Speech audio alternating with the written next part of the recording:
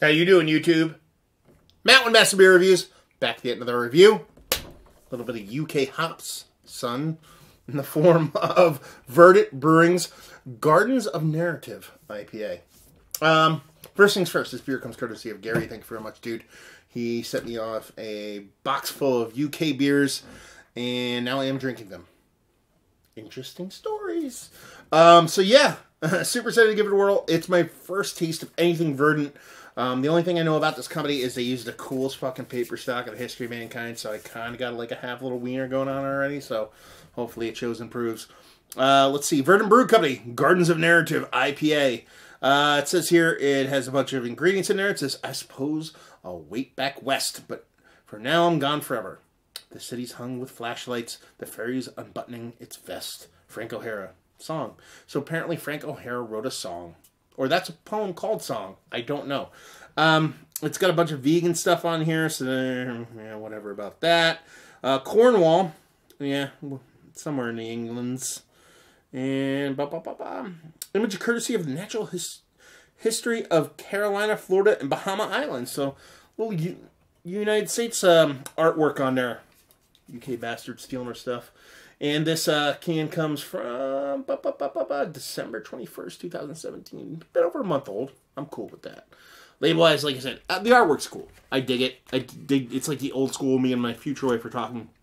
It's kind of like what you would find in kind of old books about birds from like the 80s and 90s and stuff like that. That's the kind of vibe you get from it. And the paper stock. I'm going to chime on this shit the whole way with Verdant's beers, but I'm just... You hear that shit? Sounds delicious. I love it. God damn. The beard guy with glasses talking about paper stock. I never thought I'd be that guy. It happens. Well, there's melons and tropical fruit. I'll tell you that, for one. From a very vast distance. So, yeah. Anyway, what else do we have? We have just a hair over pinky finger. Actually, pretty rocky head with a little creaminess going on. We can have both. It's okay. Don't be shy. And, you know, pretty uniform, medium-sized bubble sprout. She's got that haze, baby. You know, it's got that haze that comes from the United States, the northeast of the United States. You know what I'm talking about, baby? So, yeah. It should look like a hazy IPA. Sure does. Voices. Noses. Okay. Big, rich, sweet. Smells like a very sweet beer. Definitely kind of in that kind of sweet, juicy, concentrate almost level of things. There's definitely grains all over the place too. Definitely icky, sticky, greeny, hoppy, danky greeniness. But leading the pack, especially in the nose, I think it's going to flip the script in the mouth. Especially the nose, you're just super juiciness, super sweetness. Concentrate level stuff, not necessarily even juice and stuff. You old school, you don't motherfuckers don't know out there don't know about concentrate. I don't even know if they still do that shit anymore. Because the concentrate was like the tube, kind of looked like the tube you would get like the dough in that you would crack open, you make the biscuits, but they used to put orange juice in that thing, and it was like hardened ice, and you crack it open, you'd make the OJ from it. But then your mom would let you get the spoon and kind of run it along the edges of it and get the real crust-sized sweet stuff out of it. That's kind of what this smells like, combined with green hops. So what does it smell like? A super sweet New England style IPA. See what she tastes like. Cheers.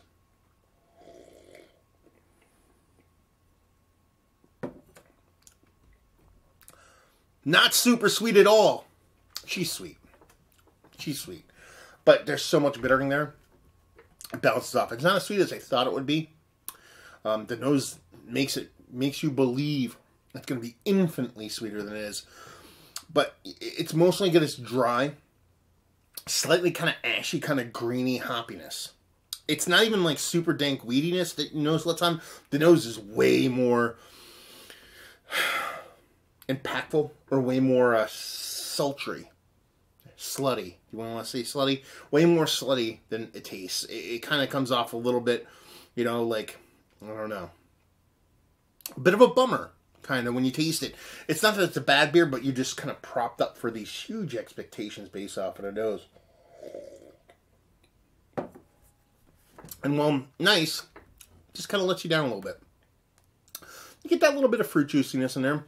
Definitely comes off a bit more juicy than that kind of sweet concentrate thing. But it's definitely like way low You're way less than the expectations that you expected based off of the nose. It has that green hoppy thing, but like I said, it's coming off more kind of like a bit more of an aged hop. A little bit of kind of ashy dryness to it. Mouth feels nice. Nice beer. But it doesn't blow me away.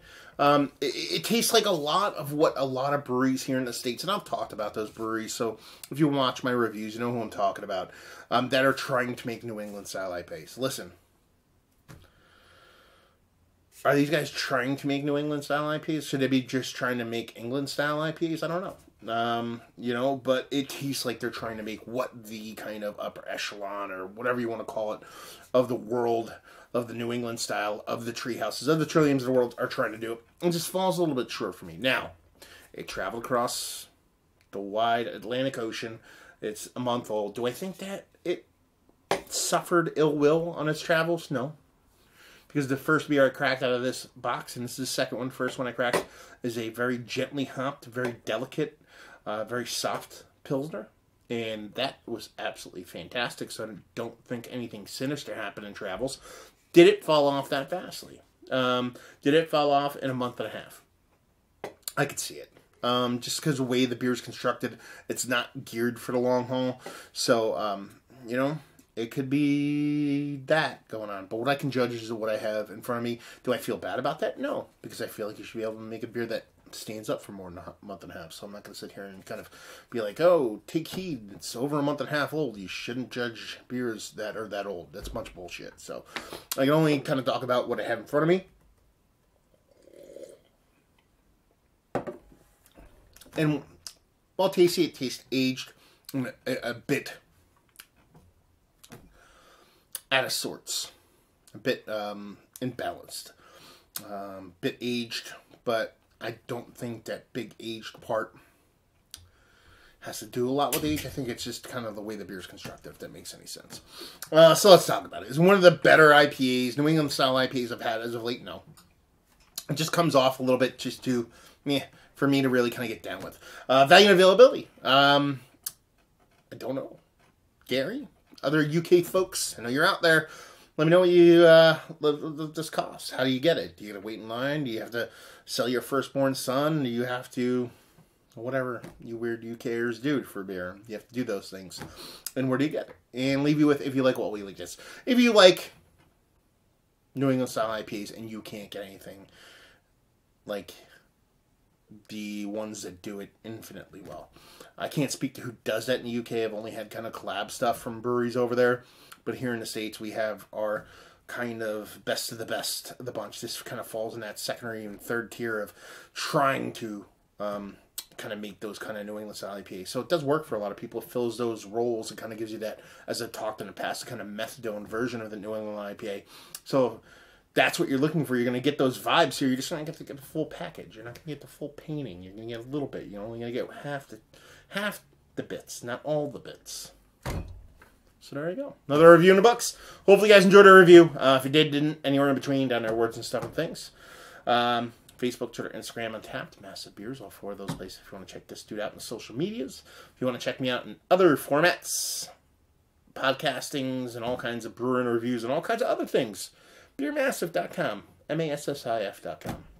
Brewer interviews, roundtables, discussions, opinions, all that stuff. Different than what I do here, so go check it out. Or your favorite podcasting app. You can find us there, and another review down. So hopefully you guys enjoyed the review. Hopefully enjoying a nice UK-born haze bomb right now, baby. Hope to see you next time. Cheers.